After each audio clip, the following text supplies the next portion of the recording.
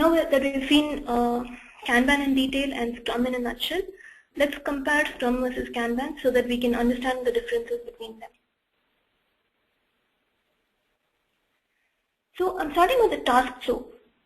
How does the flow of a Scrum team look and a Kanban team look? So if you said, as I told you earlier, in the Scrum, we operate in sprints.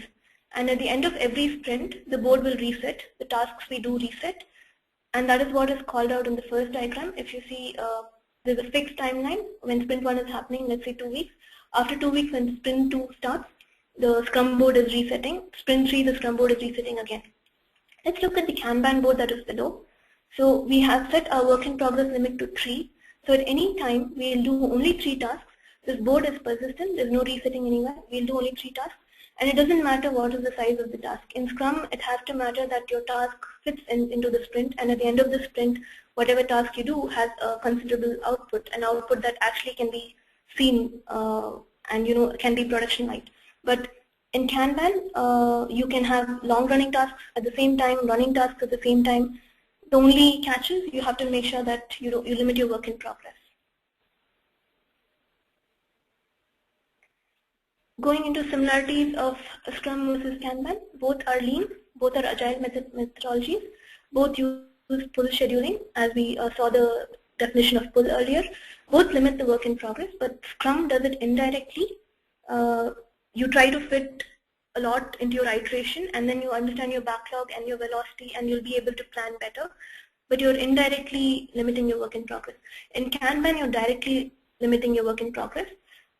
Both use transparency to drive process improvement, and both focus on delivering as early as possible and often as possible, and both are based on self-organizing teams. Both of them require us breaking work into pieces, and both are designed to optimize the release plan. What are the differences between Scrum and Kanban? Like I said earlier, in Scrum, the work in progress is limited indirectly. In Kanban, it is very direct. So Kanban will be much simpler in terms of when compared to Scrum. In Scrum, the estimation is prescribed. You have to be able to commit to what you're doing in each iteration. And if you're not able to, it goes into a backlog. But when you initially started, you have to know what you're going to get at the end of the sprint. In Kanban, estimation is optional. And again, the reasons where you can choose estimation to be optional, we've already called out earlier.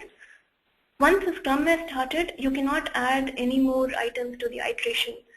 Here is where the flexibility of Kanban comes in. You can add new items whenever capacity is available. The only thing you cannot touch is the work in progress limit, and at maximum you'll have 3. So the to-do list can be changed. And as soon as you finish the work in progress, you can take new items from the to-do list.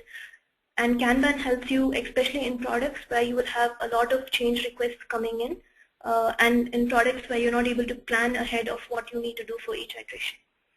Coming back to the next difference, Scrum calls for prescribed roles. There will be a Scrum Master, there has to be a PD, there has to be a QE, and everyone sticks to the role. Kanban does not prescribe any roles, so you can collaborate as a team, decide what you have to do, what tasks you need to do, decide how you have to move it to in progress, and as a team you can do what's needed. A Scrum board resets each sprint. A Kanban board, as we saw, is persistent. In Scrum, we have a prioritized product backlog. We know what is coming for the next iteration. In Kanban, prioritization is optional. You can pick what you can do based on the capacity. Applying Kanban. So we're going to see actually